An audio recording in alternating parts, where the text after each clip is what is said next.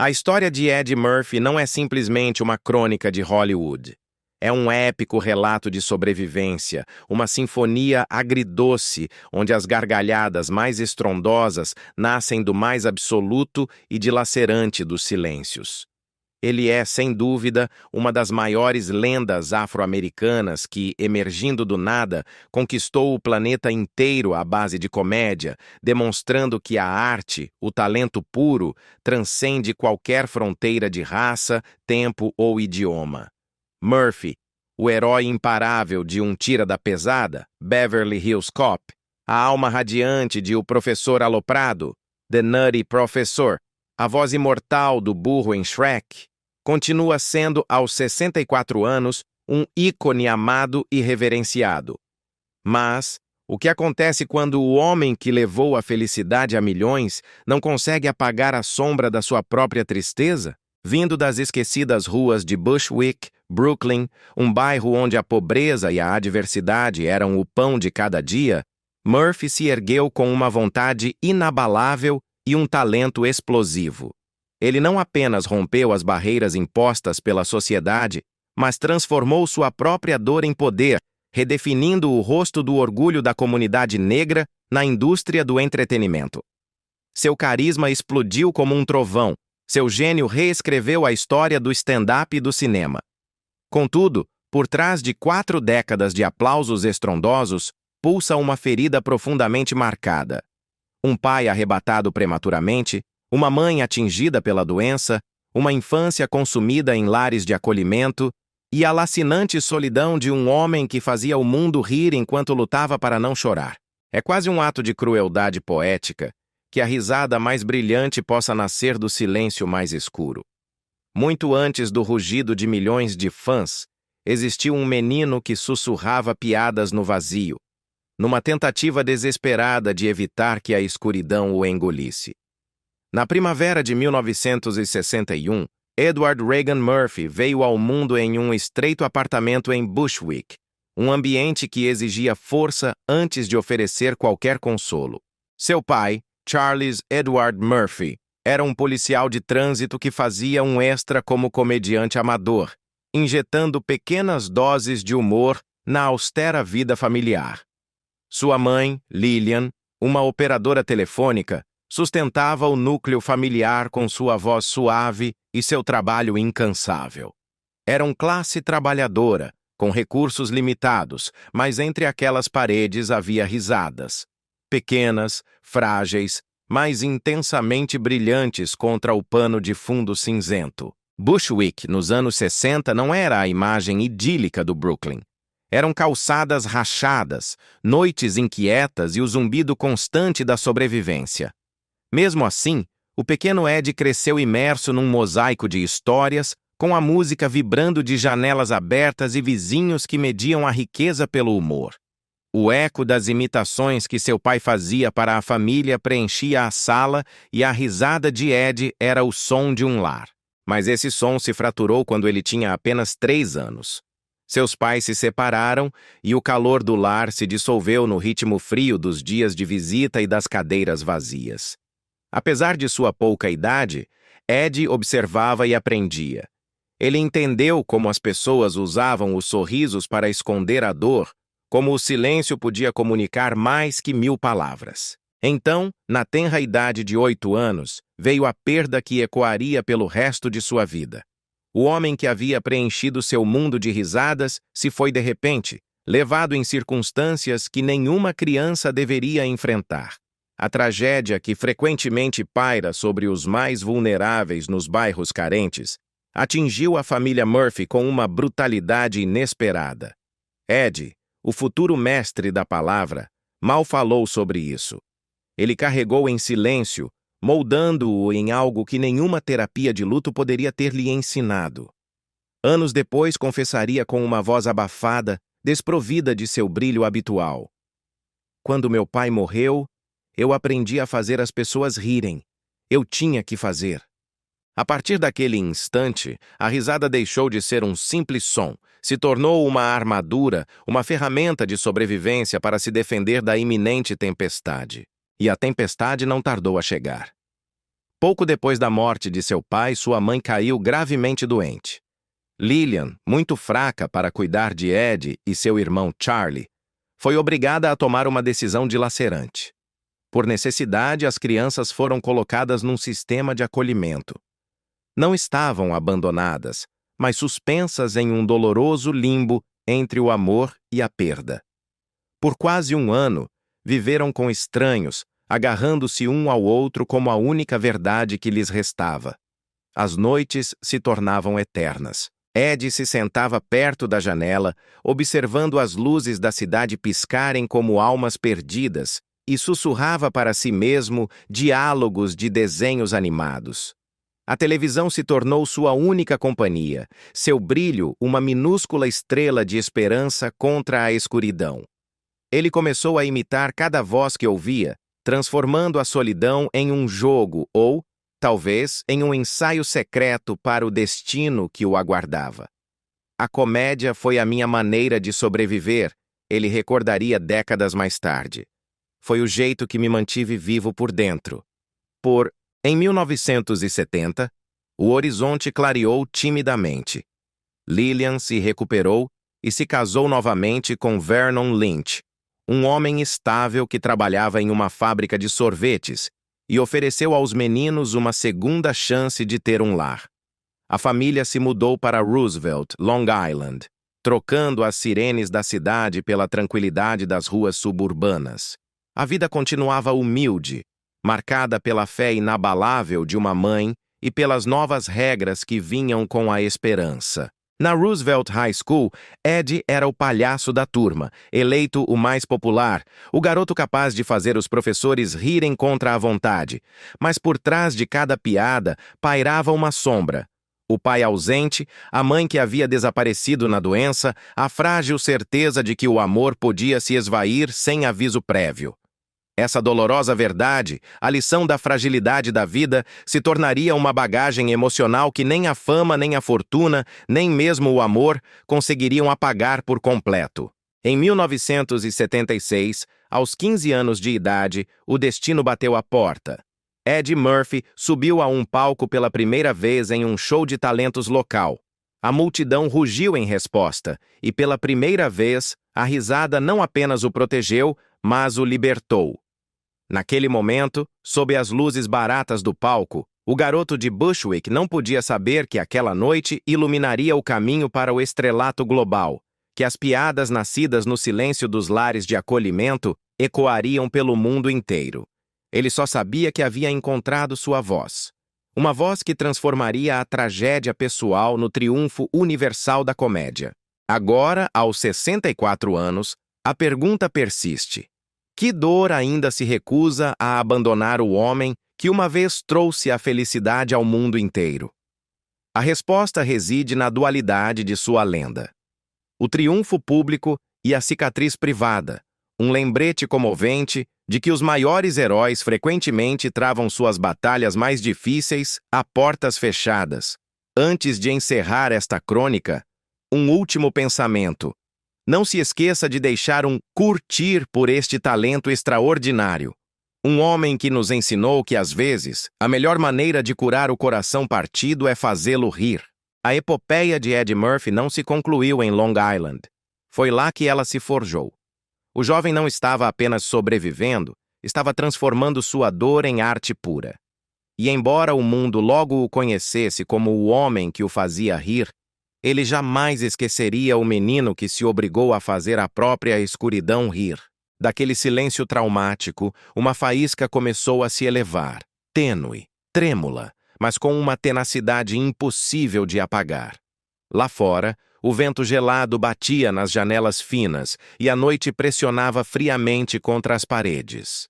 Mas dentro daquele pequeno centro juvenil em Roosevelt, Long Island, um garoto de apenas 15 anos parou sob luzes bruxuleantes, simulando ser Al Green.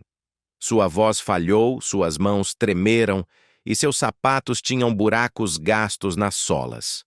No entanto, quando a plateia explodiu em gargalhadas, algo acendeu dentro dele.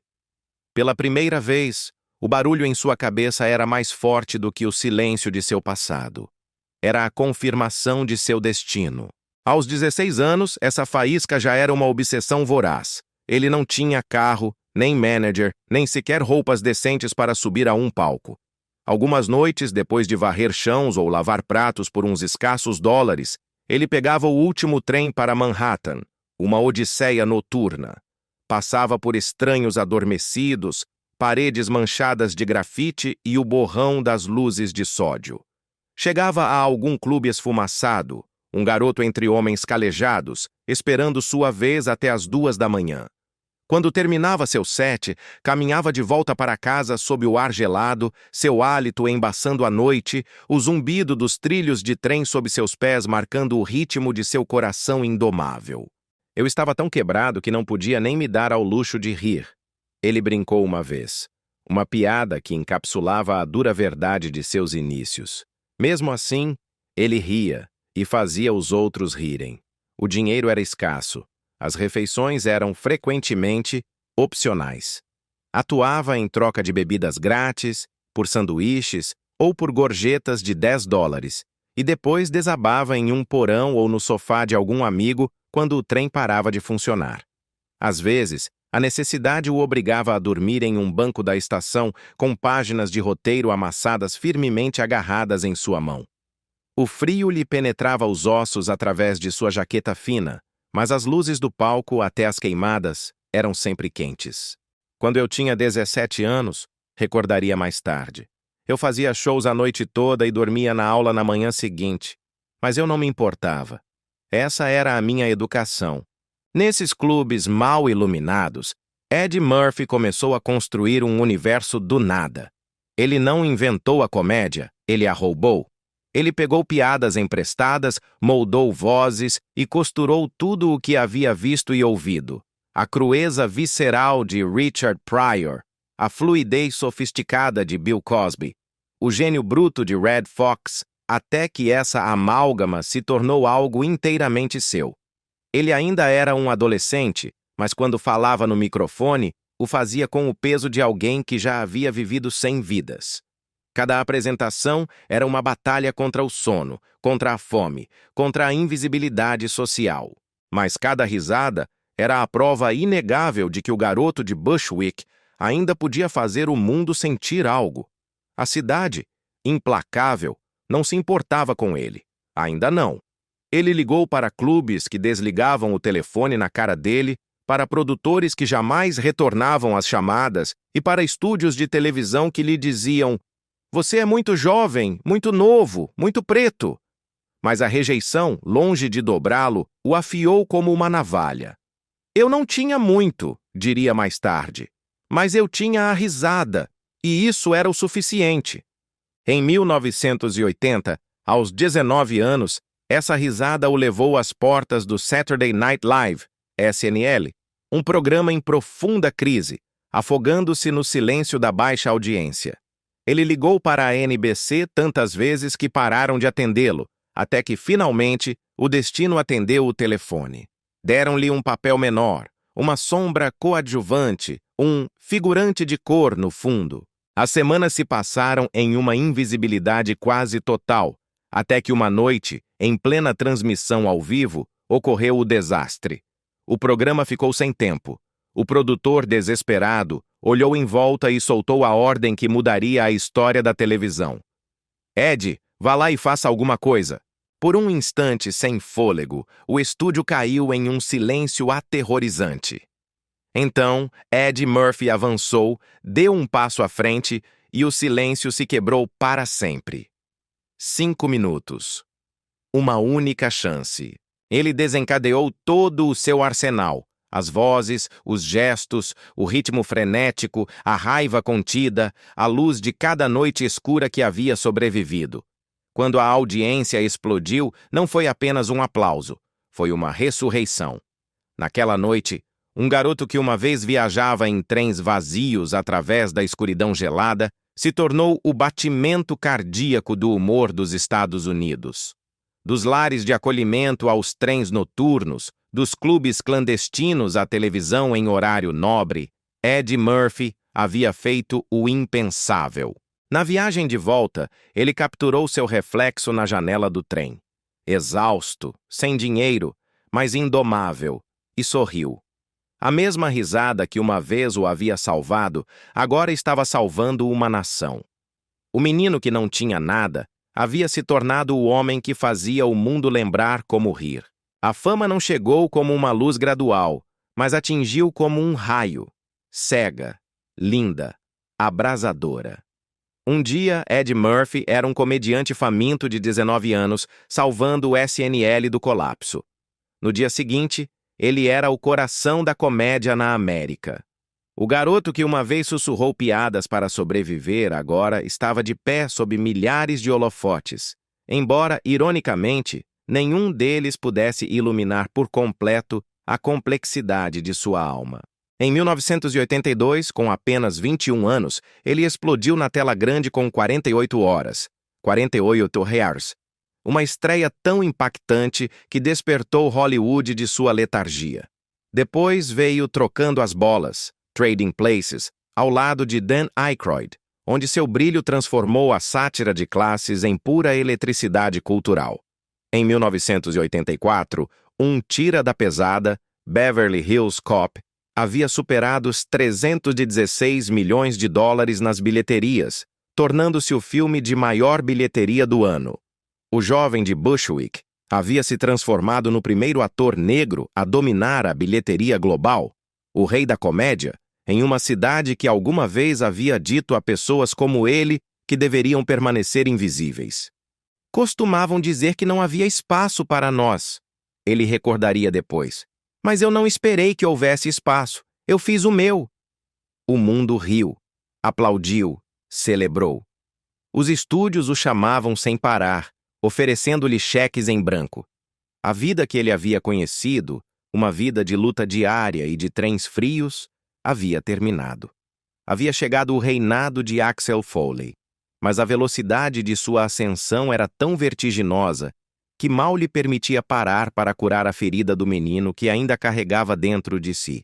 O rugido da fama, por mais glorioso que fosse, jamais poderia abafar completamente o eco do silêncio de Bushwick. E nesse eco reside a verdadeira profundidade da lenda de Ed Murphy. A fama de Ed Murphy cresceu a uma velocidade que o descanso não conseguia acompanhar. Os dias se dissolviam em noites frenéticas. Sets de filmagem, reescritas de roteiros, gravações de voz, entrevistas intermináveis. A maquiagem substituiu o sono. A adrenalina se tornou sua única paz. Ele acordava com o zumbido de uma chamada para as filmagens às 5 da manhã, com os olhos injetados de sangue, o eco da risada da noite anterior ainda ressoando em seu crânio. Ele sorria para as câmeras mesmo quando não queria. As pessoas pensam que ser engraçado é fácil, disse ele uma vez em voz baixa, com uma profundidade inesperada. Às vezes é o trabalho mais difícil do mundo. De O Rapto do Menino Dourado, The Golden Child, a Um Príncipe em Nova York, Coming to America, cada sucesso o tornava mais rico, mais barulhento e, paradoxalmente, mais solitário. Por trás das câmeras, ele frequentemente se sentava em silêncio, com o café esfriando ao lado de roteiros intactos, observando seu reflexo no espelho do camarim. A risada que vinha da porta soava distante, mecânica. Quanto mais o mundo ria, menos ele conseguia ouvir a si mesmo pensar. Todo mundo está rindo, comentou a um amigo, mas ninguém está ouvindo. Em 1989, Ed já não era apenas a estrela, ele era o sistema. Ele escreveu, dirigiu e estrelou Noites de Harlem, Harlem Nights, um projeto monumental onde reuniu os gigantes que o haviam inspirado, Richard Pryor e Redd Foxx. Era para ser sua coroação, a prova de que um comediante negro podia comandar Hollywood em seus próprios termos. Mas quando o filme estreou, a crítica se mostrou fria. As resenhas eram cortantes, ferinas, muito orgulhoso, muito sombrio, muito pretensioso. A bilheteria superou os 60 milhões dólares, mas para Murphy, pareceu uma perda pessoal. Ele assistiu à estreia da última fila, escondido na escuridão. A tela brilhava com os rostos que ele amava, mas as risadas no cinema soavam diferentes, educadas, distantes, incertas. Ao terminarem os créditos, ele permaneceu imóvel. E enquanto a multidão se afastava, as luzes se acenderam, revelando fileiras de assentos vazios. Foi então que ele compreendeu o quão estrondoso o silêncio podia ser. Naquela noite, pela primeira vez em anos, ele caminhou sozinho para casa. A década de 1990 não chegou com aplausos, mas com exaustão. O mundo que uma vez implorou por sua voz, agora exigia sua queda. Noites de Harlem havia dividido a crítica. Um Tira da Pesada 3 tropeçou, e Hollywood começou a perseguir rostos mais jovens. O mesmo sistema que ele havia salvado agora parecia ignorá-lo. As manchetes sussurravam, os escândalos gritavam. Em 1997, um único encontro noturno, um mal-entendido ampliado pela histeria midiática, pintou-o com as cores mais cruéis da imprensa marrom. Quando o mundo te ama, ele quer te possuir, refletiria mais tarde. E quando não consegue, ele quer te quebrar. Pela primeira vez, Ed deu um passo para trás. Os palcos se apagaram. As câmeras pararam de rodar.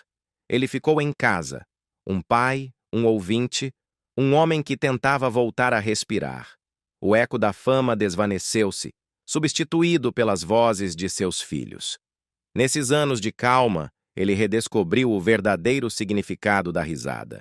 Não como performance, mas como conexão. O ano de 1996 marcou não apenas um retorno, mas uma ressurreição. O Professor Aloprado, The Nutty Professor. Não era apenas um filme, era uma aula magna de transformação. 7 personagens, um único homem, uma exibição de gênio interpretativo.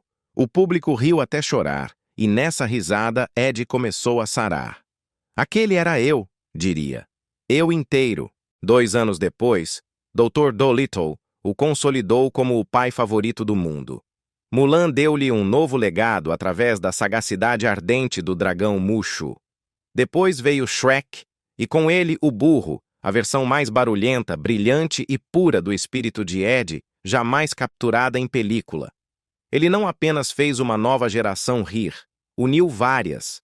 Pais que antes assistiram a um Tira da Pesada, agora riam junto com seus filhos com Shrek. Ele se tornou algo mais raro do que uma estrela. Transformou-se em uma voz de cura. Quando eu era jovem, a risada me salvou, afirmou ele certa vez. Agora salva os outros. Em 2006, ele voltou a surpreender o mundo não com comédia, mas com dor. Dreamgirls. Em busca de um sonho. Dreamgirls revelou um lado de Ed que ninguém havia visto. Vulnerável, humano, cru. Como James Thunder Early, ele fez o público chorar e ganhou o Globo de Ouro. Pela primeira vez, os Estados Unidos não apenas riram com Ed Murphy, choraram com ele. No entanto, o Oscar daquele ano o ignorou, e ele abandonou a cerimônia antes que terminasse. Às vezes, diria depois, com uma serenidade aprendida, é preciso saber quando sair da sala. Mas sua história estava longe de terminar. A década de 2010 trouxe reflexão, profundidade e uma paz arduamente conquistada. Meu nome é Dolemite, Dolemite is my name, 2019. Rugiu com energia, uma carta de amor à mesma arte que o havia enaltecido. Obteve 97% de aprovação no Rotten Tomatoes e uma indicação ao Globo de Ouro. Nesse mesmo ano, ele retornou ao Saturday Night Live após 35 anos. O estúdio que uma vez lhe deu seu começo parou em reverência. Lendas como Chris Rock, Dave Chappelle e Tracy Morgan se reuniram não para brincar sobre ele, mas para agradecê-lo. Em 2015, ele recebeu o prêmio Mark Twain de humor americano, a mais alta honra que um comediante pode alcançar. Naquele palco, rodeado de colegas que cresceram o idolatrando, ele não atuou, apenas sorriu. Eles chamam de prêmio de humor, disse. Mas para mim, é o prêmio por sobreviver a ele. E sobreviver, ele sobreviveu. Hoje, aos seus mais de 60 anos, Ed Murphy já não mede o sucesso por aplausos ou fins de semana de estreia. Sua voz, que outrora foi o pulso de uma geração, se tornou parte da corrente sanguínea de Hollywood.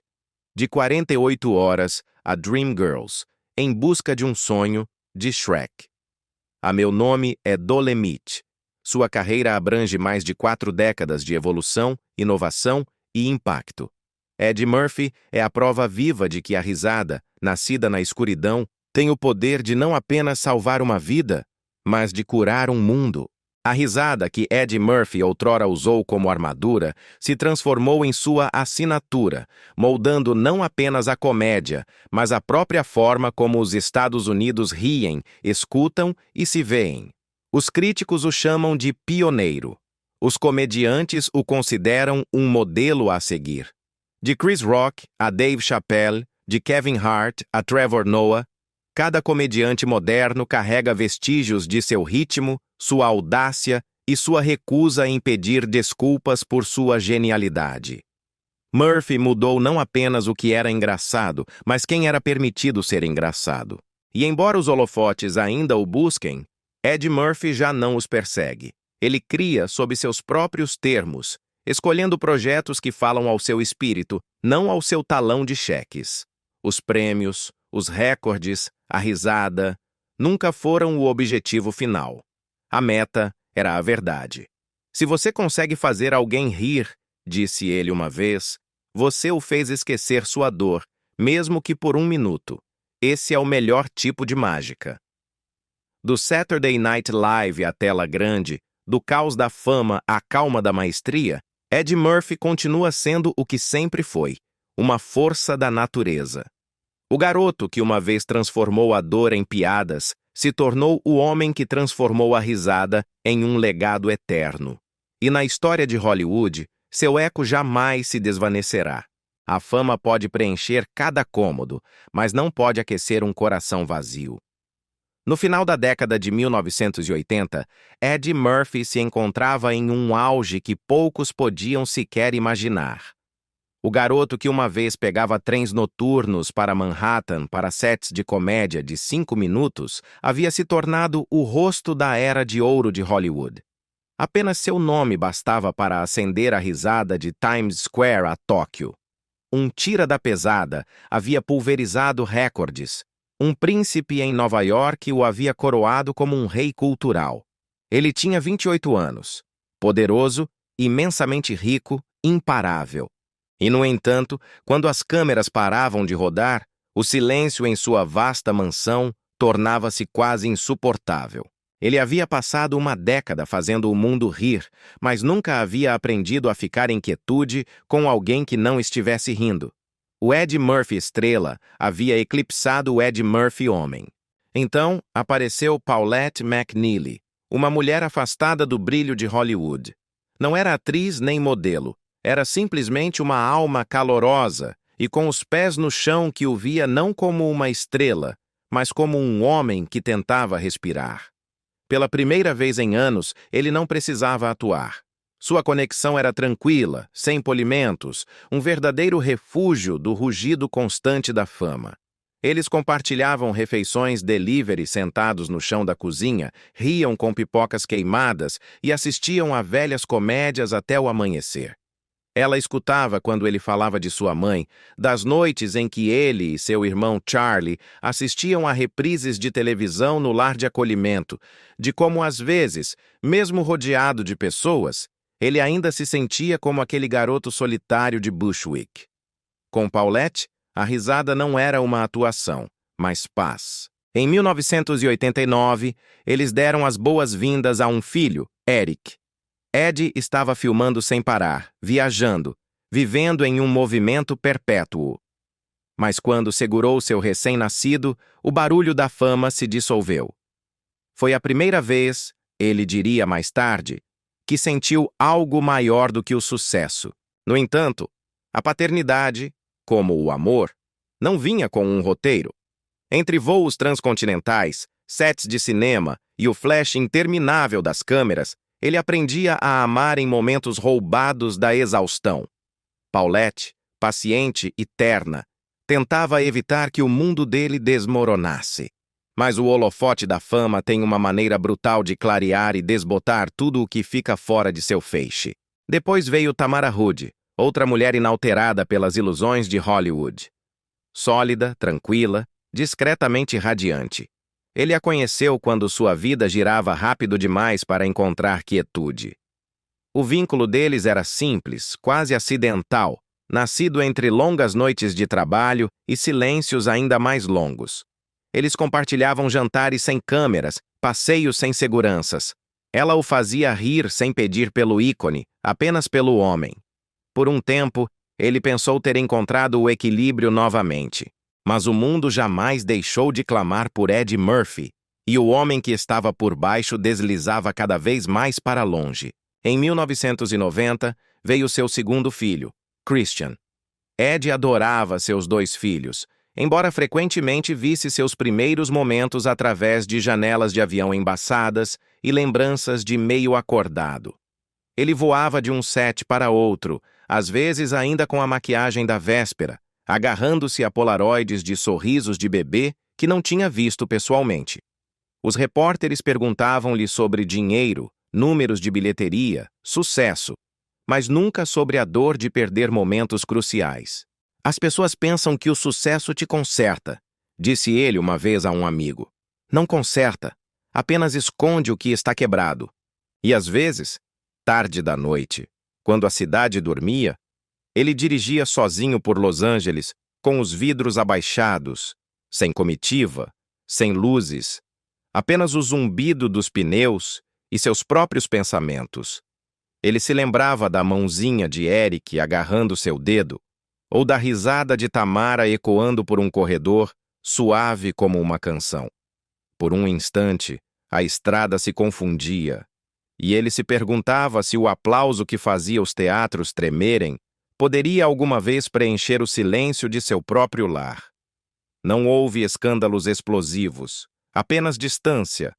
Aquela distância que começa com uma ligação perdida, depois um jantar perdido, e depois meses de separação, até que o amor esquece o que estava esperando.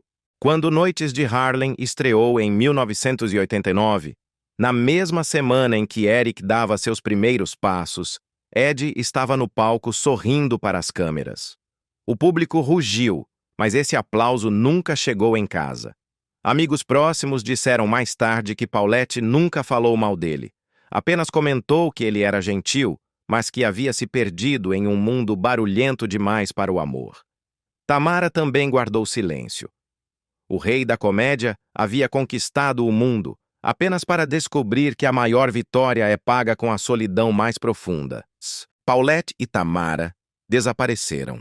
Seus silêncios contaram suas próprias histórias, não de raiva, mas de uma elegante resignação. Dois pores do sol em direções opostas. Eddie Murphy permaneceu próximo de seus filhos, garantindo que eles tivessem o que lhe faltou: estabilidade, calor, um pai que nunca desapareceu por completo.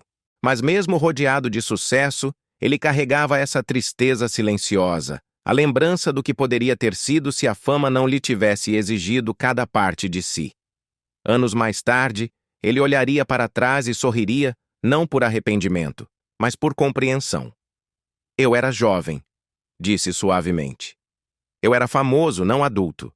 Eu tive amor, mas não soube como mantê-lo. Essas palavras não eram uma confissão, mas uma verdade aprendida apenas através da perda. Paulette e Tamara foram pequenos fogos acesos contra o caos. Não duraram, mas deixaram calor. Cada holofote sob o qual ele se posicionou depois parecia um pouco mais frio, um pouco mais solitário. E embora o mundo se lembrasse do superstar, em certas noites tranquilas, entre aplausos e sonhos, Eddie Murphy se lembraria de algo muito mais raro. O que era se sentir simplesmente humano, parado à beira de tudo o que sempre desejou, ainda aprendendo a se agarrar a algo real. Durante 2 anos depois que seus primeiros amores se desvaneceram, Ed viveu em constante movimento. Aquele tipo de movimento que parece sucesso, mas soa como fuga. Ele preenchia cada silêncio com trabalho, cada dor com risadas destinadas a outra pessoa. Então, em um baile de caridade em Los Angeles, ele conheceu Nicole Mitchell. Ela não era o tipo de beleza que implorava para ser notada. Era o tipo que te forçava a parar de fingir. E logo o homem que havia jurado não tentar novamente se encontrava sob um lustre no Hotel Plaza, chamando aquilo de esperança. O mundo chamou aquilo de casamento de um rei. As câmeras brilharam, a música se elevou e Eddie Murphy, o homem que uma vez vagou pelas calçadas rachadas do Brooklyn, estava no Plaza Hotel de Nova York, proferindo votos à mulher que ele acreditava ser seu para sempre. Nicole Mitchell era calma, pé no chão, o tipo de presença que podia acalmar uma tempestade. Quando ela sorria, não era para o superstar ou para a risada que o seguia por toda parte. Era para o homem sob todo aquele barulho. Para Ed, parecia voltar para casa. Depois de anos perseguindo aplausos, ele finalmente havia encontrado alguém que o via sem as luzes. A década de 1990 se tornou seus anos dourados. Um tira da pesada o havia transformado em uma lenda, um príncipe em Nova York, em um ícone cultural. No entanto, em casa, sua vida se pintava em tons mais suaves. As manhãs de sábado eram preenchidas com cereais, desenhos animados e o barulho dos passos de seus filhos correndo pelo corredor. 5 deles, um após o outro, cada um com o sorriso de seu pai e a graça de sua mãe, Bria, Miles, Shane, Zola e a pequena Bella. Suas risadas enchiam os corredores de sua mansão em Beverly Hills. Em um mundo muito distante dos lares de acolhimento que Ed uma vez chamou de casa, ele construiu um pátio de recreio imenso, não por extravagância, mas como uma promessa silenciosa. Seus filhos jamais sentiriam o vazio que ele havia conhecido. Por anos, a casa resplandeceu com calor.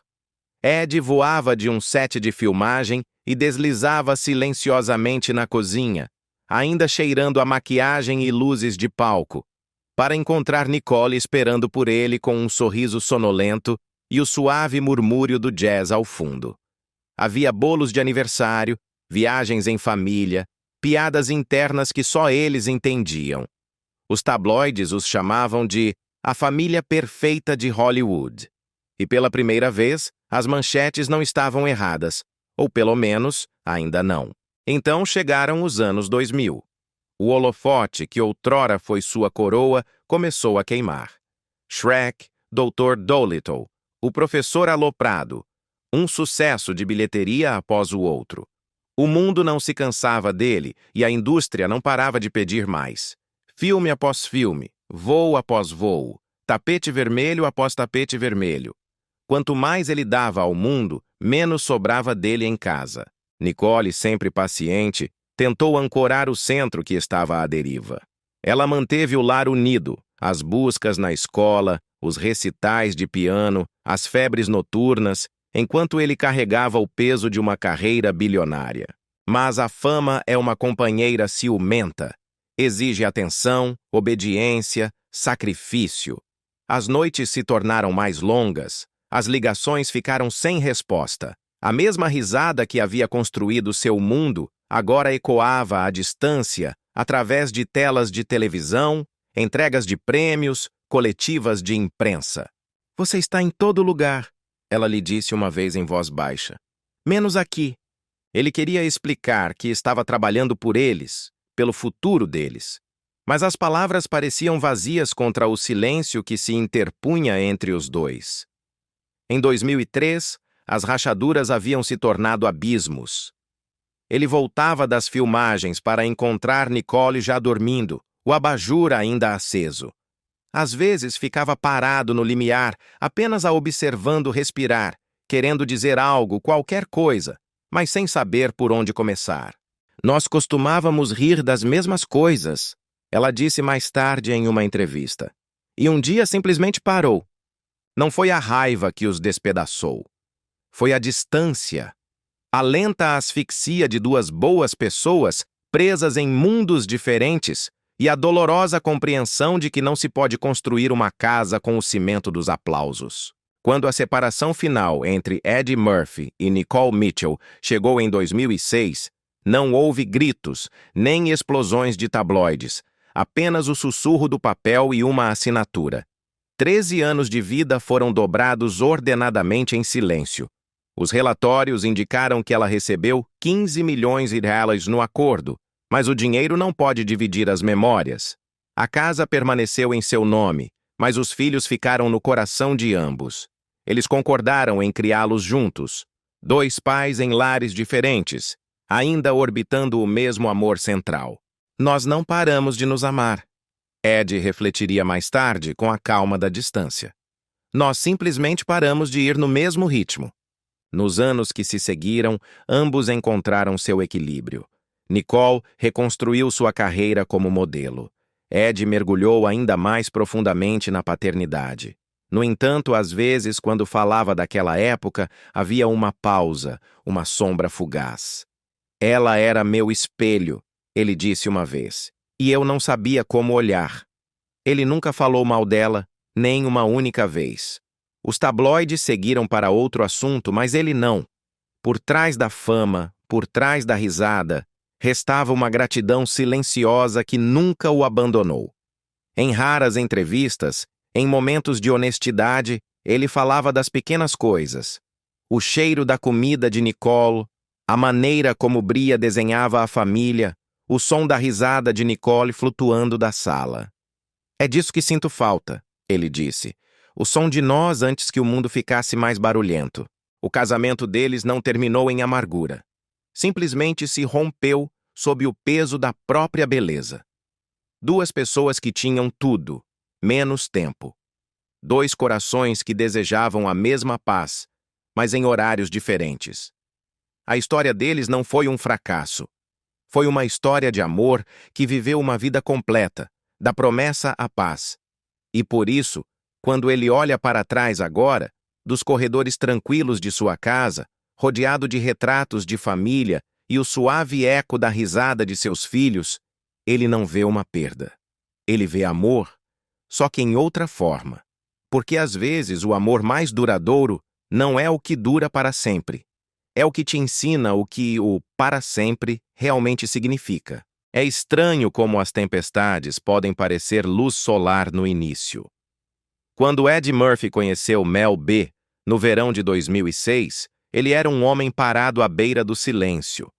Recém-divorciado, à deriva no eco de quartos vazios, ainda aprendendo a se sentir vivo sem os aplausos. Ela era o oposto da calma, uma labareda de riso, uma honestidade audaciosa e uma confiança magnética. Havia conquistado o mundo como uma das Spice Girls. No entanto, por trás do brilho, ela também carregava suas próprias sombras. Eles se conheceram em uma festa em Los Angeles. Duas estrelas girando em órbitas diferentes, atraídas não pela paz, mas pela dor disfarçada de paixão. Por um breve e ardente momento, eles se encaixaram. Ela o fez rir novamente. Aquela risada profunda e desprotegida que havia se desvanecido desde Nicole. Ele a chamou de sua faísca. Ela disse aos amigos que ele era sua calma. Por um tempo, eles sinceramente acreditaram ter encontrado algo real. Mas quanto mais rápido corriam um para o outro, mais fortes se tornavam seus fantasmas. A fama pairava como uma terceira presença em cada cômodo, sussurrando dúvidas que nenhum dos dois havia conseguido silenciar. Os horários colidiram. As palavras se afiaram. O orgulho substituiu a ternura. O que começou como eletricidade se tornou fogo. Brilhante, consumidor, incontrolável. Eles amavam com força e brigavam com mais veemência ainda. Quando estavam bem, parecia um renascimento. Quando estavam mal, parecia um afogamento. E então, sem aviso prévio, a tempestade irrompeu. Os mal-entendidos vazaram para os tabloides. A dor privada se transformou em ruído público. Ed, o homem que havia feito milhões rirem, tornou-se de repente uma manchete em vez de um batimento cardíaco. Mel, orgulhosa e protetora, manteve-se firme. Ed, ferido e cauteloso, refugiou-se no silêncio. O mundo faminto por espetáculo alimentou-se de sua dor, transformando a confusão em julgamento. O que ninguém viu foram as horas tranquilas de ambos os lados. Uma mulher sozinha carregando uma nova vida. Um homem no escuro repassando as palavras que desejava ter dito de outra forma. Às vezes, ele disse a um amigo: o mais difícil não é pedir perdão, é perceber que você deveria ter escutado antes que chegasse tão longe. Em abril de 2007, Mel deu à luz uma filha, Angel Iris Murphy Brown. Por um tempo, a incerteza nublou tudo. O amor, a confiança, até mesmo a própria verdade. O ruído era ensurdecedor.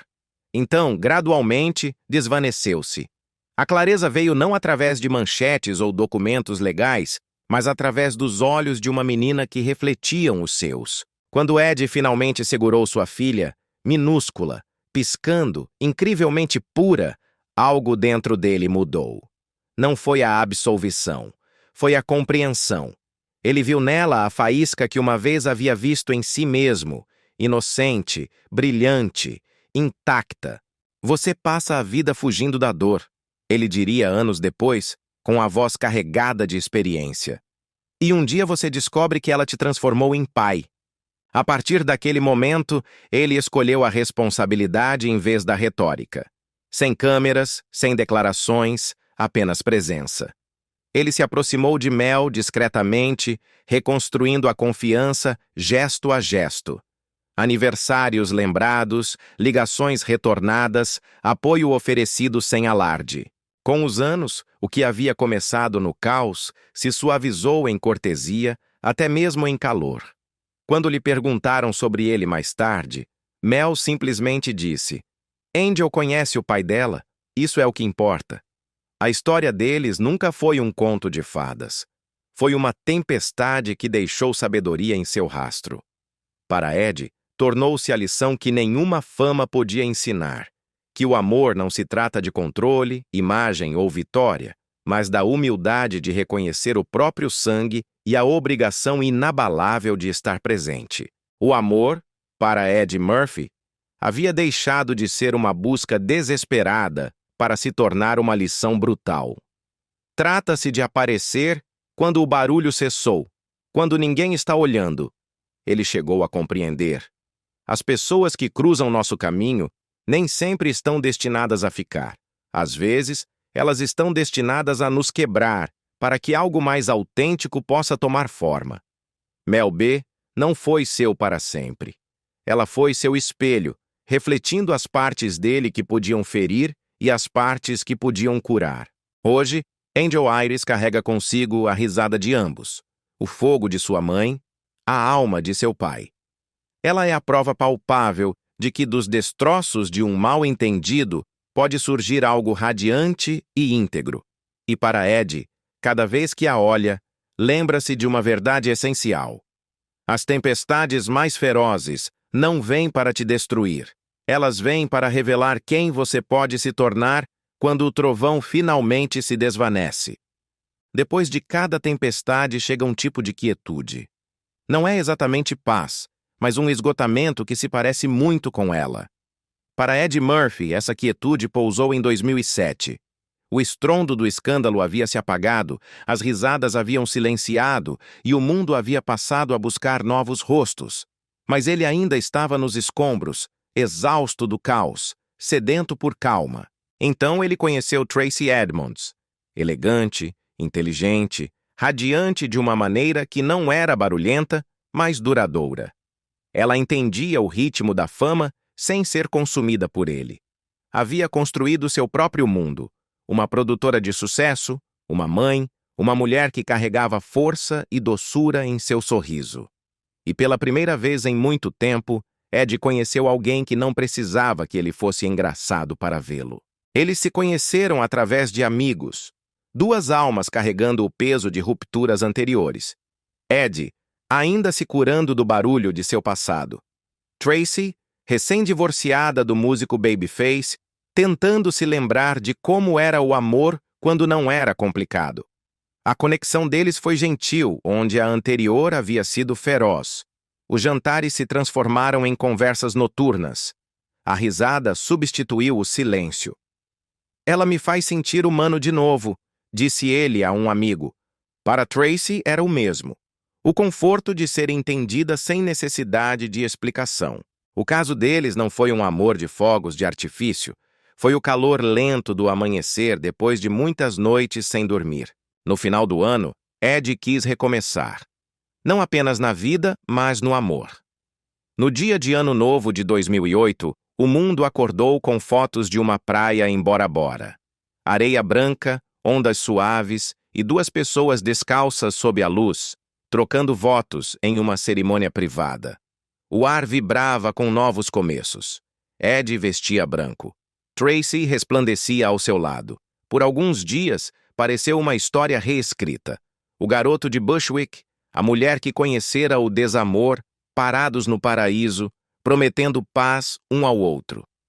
Queríamos começar o ano com amor, disse Tracy. E por um momento foi assim. Mas o paraíso é às vezes apenas um reflexo.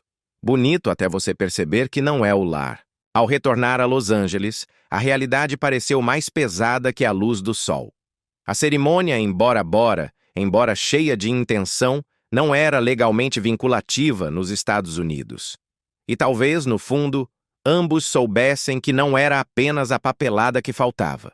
Os horários colidiram, os mundos se sobrepuseram e aquela frágil quietude começou a tremer. O que haviam sido votos sussurrados em uma praia se transformou em suaves desentendimentos em salas de reunião e telefonemas sem resposta. Ambos eram líderes, ambos fortes, ambos cansados. Algumas semanas depois fizeram o anúncio juntos. Após muita consideração e discussão, decidimos que somos melhores como amigos. Não houve raiva, nem espetáculo, apenas a dignidade tranquila de duas pessoas que escolhem a graça em vez da culpa. Tracy se afastou com amabilidade. Ed permaneceu silencioso, respeitoso. Quem o conhecia disse que ele sorria com tristeza quando lhe perguntavam sobre ela, como se lembrasse de algo terno. Ela era boa, disse ele suavemente a um entrevistador anos depois. Simplesmente não estávamos no mesmo lugar. Desta vez, não foi um desamor. Não da maneira que havia sido antes. Foi um final suave, do tipo que não deixa cicatrizes, apenas lições. Para Ed, foi a primeira vez que não fugiu, que não se escondeu atrás de piadas ou fama. Ele a deixou ir com o mesmo cuidado com que havia começado. Em voz baixa, ele havia aprendido que o amor nem sempre é sobre se agarrar. Às vezes é sobre saber quando liberar algo antes que se quebre. Anos mais tarde, Tracy falaria dele com afeto. Foi maravilhoso, disse. Às vezes o timing simplesmente não é gentil. Não houve amargura, apenas gratidão por uma breve e bela tentativa de cura. Para Ed, a lembrança de Bora Bora persistiu não como um fracasso, mas como a prova de que ele ainda podia amar sem caos, de que podia desejar a paz e encontrá-la, mesmo que por apenas um momento. Cada amor deixa algo. Alguns deixam fogo, outros deixam cinzas, mas poucos, os raros, deixam entendimento. Tracy Edmonds foi esse entendimento. Ela chegou quando a tempestade havia passado, ofereceu calma quando o mundo ainda era barulhento, e lhe demonstrou que o amor nem sempre precisa ser para sempre para ser verdadeiro. E ao fechar esse capítulo, Ed se endireitou um pouco mais, já não perseguindo a risada, já não lutando contra os fantasmas. Ed Murphy havia encontrado algo mais gentil dentro de si. Na próxima vez que amasse, não seria para escapar do passado, seria para viver de novo. Depois de anos de trovões e barulho, a risada que uma vez encheu estádios havia se suavizado em algo mais tranquilo, algo mais próximo da paz. Aos 51 anos, ele era um homem que já havia vivido uma vida inteira de extremos. Desde as alturas vertiginosas da fama até a dor da solidão. Desde o amor que queimava muito brilhante até o desamor que o deixava vazio. Ele não buscava mais fogos de artifício. Ele buscava calor. E foi então que Paige Butcher apareceu, suavemente, em silêncio, sem alarde. Embora fosse modelo e atriz, ela se mantinha afastada do barulho, da fama e das fofocas. Quando se conheceram em um set de filmagem, não foi uma faísca instantânea. Foi uma calma gentil, um lembrete de que nem todas as conexões precisam chegar como um raio. Paige não perseguia a lenda dele. Ela via o homem. Ela escutava mais do que falava, ria suavemente em vez de gargalhar e carregava uma serenidade que parecia um lar. Em um mundo obcecado pelo espetáculo, o relacionamento deles cresceu em sussurros. Sem tabloides, sem declarações públicas, apenas duas pessoas reconstruindo a confiança nas sombras dos holofotes. Ed, que uma vez precisou de multidões para se sentir vivo, agora encontrava significado em cafés da manhã tranquilos, conversas noturnas e o som de alguém respirando ao seu lado quando a casa se silenciava. Eu não preciso que o mundo saiba o que me faz feliz, disse ele a um amigo. Só preciso saber eu mesmo. Em 2016, Paige deu à luz a primeira filha em comum, Izzy Una Murphy. Ed, que já havia criado filhos de seus relacionamentos anteriores, encontrou-se aprendendo a ser pai novamente. Ele se sentava no chão contando-lhe histórias, fazendo vozes engraçadas, observando como os olhos dela se abriam com uma risada que desta vez não era para as câmeras. Meus filhos são tudo, disse em 2019, o centro do meu universo. Nessa risada, menor, mais simples, ele encontrou uma alegria mais pura do que os aplausos. Então, em 2018, veio seu filho, Max Charles Murphy, nomeado em homenagem ao amado irmão de Ed, Charlie, que havia falecido no ano anterior. A perda tinha sido profunda, do tipo de dor que persiste nos cantos silenciosos da alma. Mas ao segurar Max, Ed sentiu algo parecido com a cura. O nome não era apenas um tributo, era uma promessa de manter o amor vivo mesmo através do luto. Ele vive em nós, disse ele suavemente uma vez, referindo-se a Charlie. Toda vez que rimos, ele está aqui. Em sua casa, em Beverly Hills, a vida se movia em um ritmo diferente. Agora, as manhãs começavam com café, o murmúrio dos desenhos animados e o cheiro do café da manhã. O homem que uma vez viveu pelos horários de voo e pelas folhas de rodagem, agora vivia pela risada que ecoava pelos corredores. Paige, tranquila e elegante, manteve o mundo dele ancorado. Não tinha redes sociais, nem fome de fama, apenas amor, estrutura e calor. Seus amigos diziam que ela era sua âncora. O ponto quieto em uma vida que havia sido uma tempestade por décadas. Ele é mais feliz quando está em casa, comentou um deles. E isso diz tudo. Mas até mesmo o amor tranquilo enfrenta suas provações. A fama nunca desaparece totalmente. Espreita na borda de cada fotografia, de cada sussurro. Criar 2 filhos pequenos enquanto se equilibra uma família extensa de 10 filhos não é pouca coisa. Houve noites sem dormir, momentos de exaustão, o peso de ser não apenas um pai, mas um legado. No entanto, apesar de tudo, Ed e Paige construíram sua paz não evitando a desordem da vida, mas enfrentando-a juntos, dia após dia, com paciência e humor. Nós não somos perfeitos, admitiu Ed em uma ocasião, mas nós somos reais. Por mais de uma década, eles mantiveram seu santuário em privado. Sem escândalos, sem dramas, sem necessidade de atuar. Em um mundo onde tudo é compartilhado, eles escolheram o silêncio como seu luxo.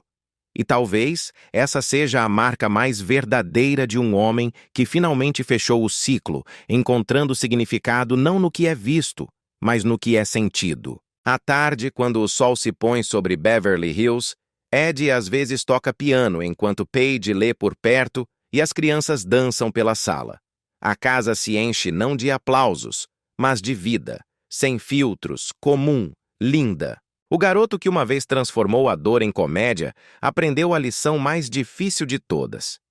Que a paz, não a paixão, é a forma mais rara de amor. Ele costumava perseguir a risada. Agora ele a escuta nas vozes de seus filhos. Ele costumava atuar para o mundo. Agora ele atua contos para dormir. Ele costumava viver para o aplauso. Agora vive para a quietude. Eles não construíram um reino, construíram um lar. E nesse lar, a cada dia eles se escolhem mutuamente. Não porque o mundo está olhando, mas porque o amor, o verdadeiro, não precisa de audiência. E assim, depois de todas as tempestades, a fama, o barulho e a perda, Ed Murphy se ergue não como o rei da comédia, mas como algo mais excepcional. Um homem que aprendeu que, às vezes, a melhor piada final é a paz. Para Ed Murphy, a risada que uma vez preencheu cada cômodo havia se suavizado em algo mais terno. Mas nessa calma, ele começou a sentir os ecos de tudo o que o tempo lhe havia tirado. A febre da fama havia passado há muito. As multidões tinham ido embora, as luzes do palco estavam fracas e o aplauso que uma vez sacudiu o mundo só vivia na memória. No entanto, na quietude de seu lar, rodeado pela risada de seus filhos mais novos, havia momentos em que o silêncio carregava um peso mais profundo do que qualquer estrondo. O silêncio mais duro chegou em 2017. Charlie Murphy, seu irmão, sua sombra, sua primeira audiência, havia partido. Não foi repentino, mas nada pode te preparar para esse tipo de quietude. Os dois haviam compartilhado absolutamente tudo: a pobreza infantil, os lares de acolhimento, sonhos grandes demais para o Brooklyn e a mesma necessidade implacável de fazer as pessoas rirem apenas para sobreviver. Quando Ed perdeu Charlie, não emitiu uma declaração, não concedeu entrevistas. Simplesmente desapareceu por um tempo, refugiando-se na privacidade que havia passado décadas aprendendo a proteger. Ele não precisava dizer nada. Um amigo próximo comentou: "Você podia ver nos olhos dele? Ele perdeu o homem que conhecia a história toda." No funeral, quem o viu disse que ele permaneceu imóvel, com a cabeça baixa, as mãos tremendo levemente. Não por fraqueza, mas por conter uma inundação de memórias. Cada piada compartilhada, cada ligação noturna, cada risada que havia construído os alicerces de quem ele se tornou, tudo ressoou de uma só vez. O homem que havia ensinado o mundo a rir agora se encontrava em um mundo que havia ficado em silêncio. "Perder Charlie", disse mais tarde, "foi como perder metade da minha risada, mas a dor não o destruiu. Ela o reformou." Naquela época, Ed estava perto dos 60 anos e pela primeira vez em décadas não estava correndo para nada. Sem roteiros, sem turnês de imprensa, sem voos intermináveis. Apenas manhãs de café e luz solar através das cortinas. "Meu corpo não se move mais da mesma forma", admitiu uma vez com um sorriso. "Mas minha alma ainda está dançando." O homem que outrora sobreviveu à base de adrenalina agora prosperava com o ritmo de pequenas alegrias ordinárias, não com o aplauso.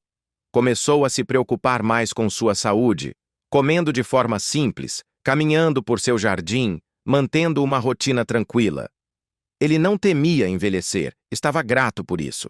Ainda havia noites em que as sombras o visitavam, quando ele se sentava acordado depois que todos tinham ido para a cama, olhando fotos antigas, sentindo os anos pressionando suavemente sobre seus ombros. Mas ele não temia mais o silêncio. Uma vez ele o havia preenchido de risadas para que o mundo não ouvisse sua dor. Agora ele o escutava, e nele ouvia gratidão. "Quando você vive o suficiente", disse suavemente em uma entrevista, "você percebe que a paz não é a ausência de dor, é aprender a carregá-la." Ele havia sobrevivido ao caos que uma vez o definiu. As luzes brilhantes, as câmeras, as manchetes, as tempestades.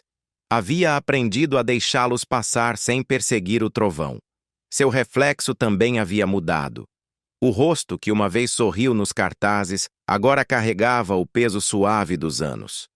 Linhas que contavam uma história de alegria e resistência. E, no entanto, por trás daqueles olhos, permanecia a mesma faísca.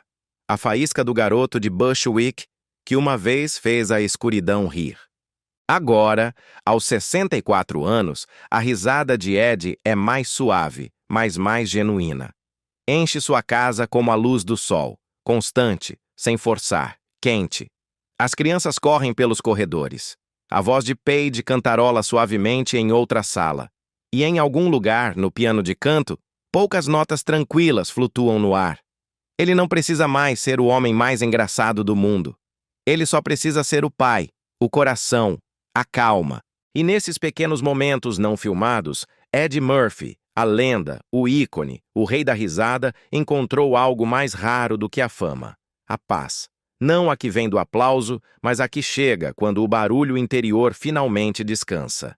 Ele enfrentou a perda sem amargura, o envelhecimento sem medo, o silêncio sem solidão. Ele aprendeu que a risada nunca teve a intenção de preencher o vazio. Ela estava destinada a iluminar o caminho através dele. O garoto que fez o mundo rir para esquecer sua dor se tornou o homem que, sem palavras, o ensina a curar. E enquanto o sol se põe atrás das colinas e sua casa se enche com o ritmo suave da vida familiar, quase se pode ouvir aquela quietude depois da risada onde o coração finalmente exala e tudo, por fim, se sente completo novamente. Hoje, aos 64 anos, Eddie Murphy se encontra em um pico que só o tempo e a resistência podem construir. Um legado estimado em $200 milhões, forjado do nada, apenas com risada, coragem e uma vontade inabalável. De um garoto com os bolsos vazios em Bushwick a um dos ícones mais ricos e amados de Hollywood, sua vida é a prova de que a grandeza pode surgir da mesma poeira da luta. Seu nome, outrora sussurrado em pequenos clubes de Nova York, agora ressoa através de salões de mármore em Beverly Hills. Não apenas como uma estrela, mas como um símbolo do que significa levantar, cair e levantar-se novamente. O homem que uma vez compartilhou um apartamento de um quarto com seu irmão, acorda agora sob tetos abobadados. A mesma risada que uma vez o manteve vivo, agora inunda sua casa através das vozes de seus filhos. O homem que outrora teve que viajar em trens frios para conseguir uma audição agora reside com sua parceira, a atriz e modelo Paige Butcher, e seus 2 filhos pequenos em um santuário de 1.670 metros quadrados em Beverly Park, um dos bairros mais privados e exclusivos dos Estados Unidos. Esta não é apenas uma mansão, é uma obra-prima de serenidade e alma. Por trás de seus imponentes portões se estende um mundo de luz e legado. Um grande teatro forrado de veludo vermelho, uma gruta com piscina alimentada por uma cascata, um forno de pizza esculpido em pedra sob a era trepadeira e uma quadra de basquete de tamanho normal ao lado de sua academia de boxe privada. Murphy comprou a propriedade por os $10 milhões. Hoje, seu valor ultrapassa os 30 milhões eles. Mas seu valor real é medido em risadas, não em notas. Beverly Hills não é o único capítulo de seu reino. Décadas antes, seu império se estendeu até Granite Bay, uma finca de 1.170 metros quadrados aninhada perto de Sacramento, um palácio de luz e som, onde ele escreveu, descansou e criou seus filhos. 10 dormitórios, 14 banheiros, um teatro privado, uma sala de jogos retrô e uma casa de hóspedes completa projetada para sua família e amigos. Essa propriedade foi vendida por milhões, mas seu espírito perdura em cada lar que ele tocou desde então. Por toda a Califórnia, Nova Jersey e além, seu império imobiliário ultrapassa discretamente os $50 milhões, construído não para o espetáculo, mas para o santuário. Em sua garagem repousa uma frota de sonhos, símbolos tangíveis de um homem que uma vez teve que caminhar até as audições. Um Rolls-Royce Phantom Drophead Coupé, um Ferrari 599 GTB Fiorano, um Aston Martin DBS, um Mercedes-Benz SLS AMG e um Rolls-Royce Wraith. Cada um é um reflexo de tempo, gosto e triunfo.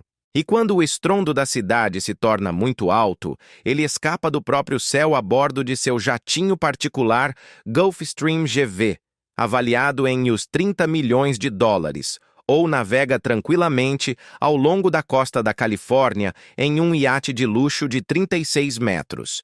Isso não é para ostentar o sucesso, mas para respirar livremente, para sentir o vento que uma vez carregou seus sonhos. Mas sob a riqueza reside algo mais raro: sabedoria. Ele aprendeu muito jovem que a fortuna não significa nada sem paz. Por isso nunca perseguiu o excesso, apenas a excelência. Enquanto outros buscavam manchetes, Ed construía impérios silenciosos, adquirindo os direitos de seus filmes e negociando participações nos lucros de Shrek, Dr. Dolittle, Um Príncipe em Nova York e mais. Esses papéis não apenas fizeram o mundo rir, eles ainda lhe geram milhões de dólares a cada ano, décadas depois que as câmeras se apagaram. E através de tudo, sua generosidade nunca se desvaneceu. Ele doou milhões, não com fanfarra, mas com fé. Desde a pesquisa inicial sobre AIDS e hospitais infantis, até o Martin Luther King Jr. Center e fundos de ajuda para artistas em dificuldades, sua ajuda sempre foi silenciosa, mas firme. Quando a greve de Hollywood de 2023 deixou muitos sem trabalho, Ed discretamente enviou os $100 mil para o fundo de ajuda do SAG-AFTRA. Sem imprensa, sem declaração, apenas um homem que se lembrava de onde veio. Você não doa para ser visto, disse ele uma vez. Você doa porque se lembra. Agora, suas prioridades passaram das estreias para a paz. Ele se levanta com o sol, bebe seu café lentamente e caminha por seu jardim. Um homem que outrora correu contra o tempo, agora aprende a saboreá-lo. Seu corpo diminuiu o ritmo, mas seu coração bate mais forte. A yoga, as caminhadas longas, as refeições simples e a risada honesta substituíram o caos de sua fama inicial. Ele só atua quando a história fala à sua alma, como o tão esperado Um Tira da Pesada 4, realizado inteiramente sob seus próprios termos. Ele não persegue mais o aplauso. Ele persegue a presença. O sucesso real, afirma, é acordar sem ter nada a provar. E esse é o milagre de Ed Murphy. Do barulho da pobreza à quietude do contentamento, ele dominou ambos os lados do palco da vida. Sua história nunca foi apenas sobre comédia. Foi sobre coragem. Sobre como um garoto sem nada transformou a dor em poder e a risada em um legado. Sobre como um homem que uma vez carregou a alegria do mundo aprendeu a guardar um pouco para si mesmo. Sua vida é a prova viva de que não importa onde você comece, a graça pode te encontrar no final. Considerando que Ed Murphy agora valoriza a paz e a privacidade acima de tudo, e que sua riqueza lhe permite viver dessa maneira, você acredita que o controle de seus próprios direitos e negócios, que lhe rendem milhões anualmente, é sua maior conquista, até mesmo acima de seus filmes de maior bilheteria? Filmes de maior bilheteria, filmes de maior bilheteria, filmes de maior bilheteria, filmes de maior bilheteria, filmes de maior bilheteria, filmes de maior bilheteria, filmes de maior bilheteria.